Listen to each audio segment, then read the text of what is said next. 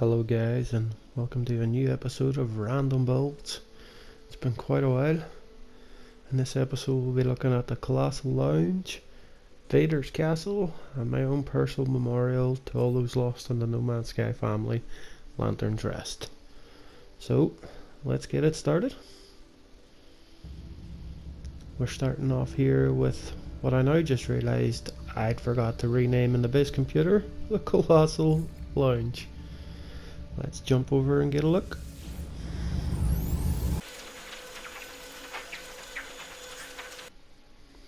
Okay, here's the Colossal Lounge. As you can see, it's quite oppressive looking, built on the side of a colossal archive.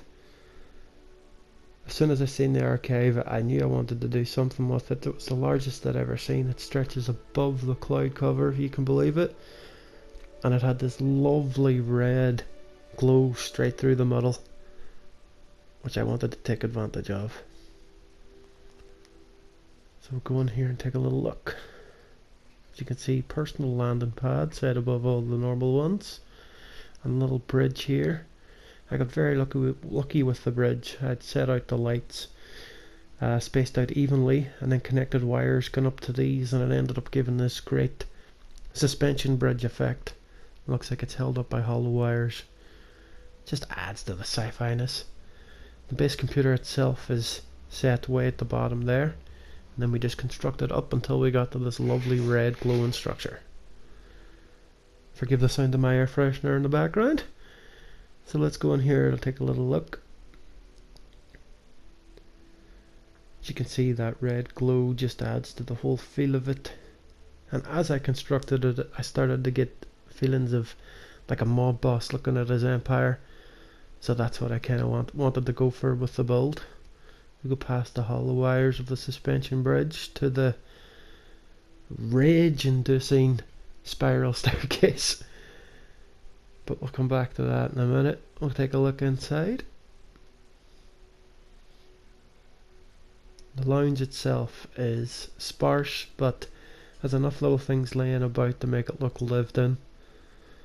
Again, I wanted it to feel like the boss's pad where he surveys his empire. And as you can see, that back wall is just unlike anything else I've had in any of my bases.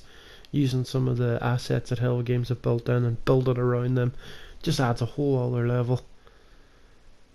We got our little doodads, our weaponry, our supplies, just anything you could have in your own personal little base. And because it's like a mob boss base, I've got little aliens in jars and a teleporter back up, so you don't have to go back down and up the ladder every time you want to go down to the archive itself. We'll take a look upstairs into the boss's bedroom.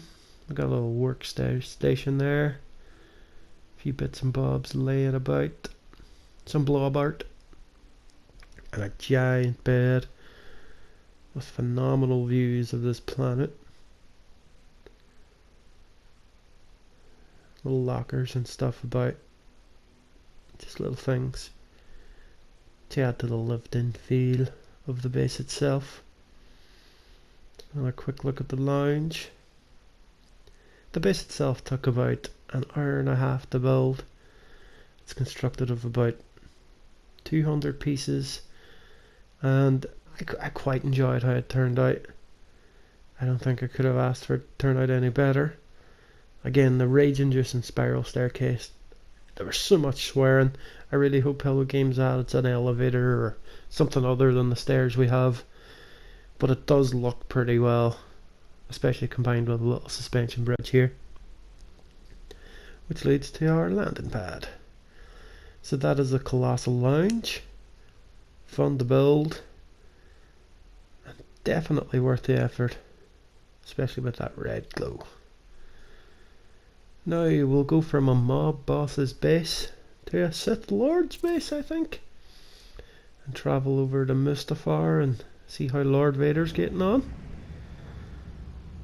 So, Vaders Castle.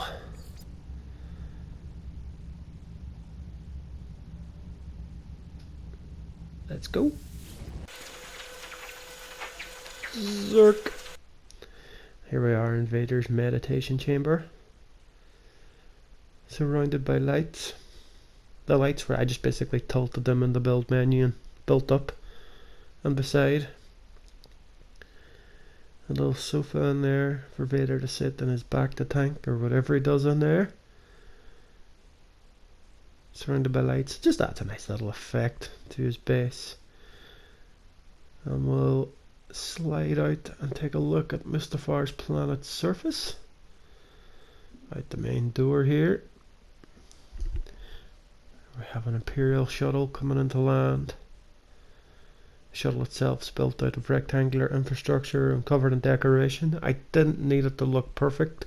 I only really built it to take a photo of the base, but I left it because it just adds a whole nerdiness to it. Now we'll take a look at the castle itself. As symmetrical as I could get it, and it's close to the canon drawings as you could see online. I tried to basically add the extended universe Vaders Castle with the one from Rogue One, and this is what I got. We'll start at the top here. Block infrastructure, and we use some of the red wiring. It just adds a little bit of depth to each piece, makes it look a little bit more imposing. It works really well, and as we scroll down here you can see ambient light from lights behind pieces. What's beautiful with the block infrastructure is it allows you to place the lighting kind of in little cracks where you don't lose the ambience but you can't see the main light itself. I love how it turned out for this. As you can see, here's an example, a little light hidden behind a pillar or a small little orange lantern placed on a piece. Just adds a whole other level of lighting that you don't really want to overpower the scene with, but you want that ambient effect. It creates great work for, especially in the block infrastructure, as I said. And we'll move down here into the main structure of the palace. It looked quite plain when I had originally built it, so I took some decorative pieces and added them onto the front to add a little bit of depth to the base itself, and it stops it from looking so dead on the outside, if that makes sense. That coupled with the red wiring just adds an extra level to the base that draws your eye in rather than you just looking at this symmetrical block. As you can see here, we use the long panels. They're just plain panels, but they add a little bit of depth to the front here, and it just works. Oh, and there's a piece that I forgot to add. Perfect. The lava itself is just a lattice work of orange and red lights that from a distance make a beautiful glow of lava, and that coupled with the volcano in the background with the same lighting effect, it just adds to the whole build and adds to the Mustafarianness of it all. Vaders Castle took about, I think it was about 2 hours to build, and it's about 400 pieces, but I think it was worth it. Again, the Imperial shuttle here was just an afterthought for a photograph, but as you can see, it looks okay. I had a few people thinking it was an actual ship, so all this is buildable on PlayStation 4. I don't use any glitches, so if you want to try and build this yourself, work away. As I say, I basically built it for a photograph. So that's Vaders Castle for you. Let's move on to the last and final build of the episode. Lord Vader. And now we move on to Lantern's Rest. This build means so much to me. I love it. So here we are in Lantern's Rest. This is a memorial to all people lost in the last year, to travellers in the last few years. Anyone in the No Man's Sky family who's lost anyone, this is for us. I count myself in that as well, having lost so much in the past few years, including family members. It inspired me to go back into the subreddit and onto Twitter and find people's posts about lost family members, and I added a lantern for each of those posts for each of those people respectively, and a few more since, as people who've seen the post of the base asked to have lanterns added, so they've been added now. And each lantern represents each one of those individuals. I was lucky enough to find this naturally formed circle of land, and then built in from that we have 6 bridges leading to a 12-sided temple in the middle. And we tried to place the lanterns, they're all placed in different orientations, just so it adds a little bit more authenticity to it, as if you place them all facing the one way, it didn't look right. So a little bit of finagling gave a beautiful effect for each lantern as they float up into the horizon. The base itself took about 3 hours to build, but it was like 1 hour to build and then 2 hours of me tinkering until I was completely happy with it. The structures themselves are made out of mostly infrastructure and the standard rectangular building parts, mostly wood, some metal in just to add an effect. I love the little boats with the little lanterns as well. Boats are really simple to make if you ever want to make yourself a little fishing village or something. It's just 2 triangles, 2 squares and 2 walls. And away you go, you can make that any size you want. And then we'll take a look at the central structure here. It's just a 12-sided temple with some shrubbery and trees around it.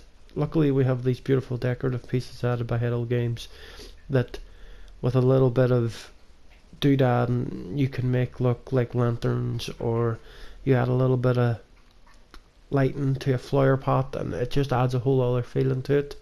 And I wanted somewhere where interlopers could come and think about their loved ones and think about times they've had and think about the last year, especially with COVID and stuff like that, and just get away from it all, even for a few minutes, to listen to some music or just be alone with their own thoughts.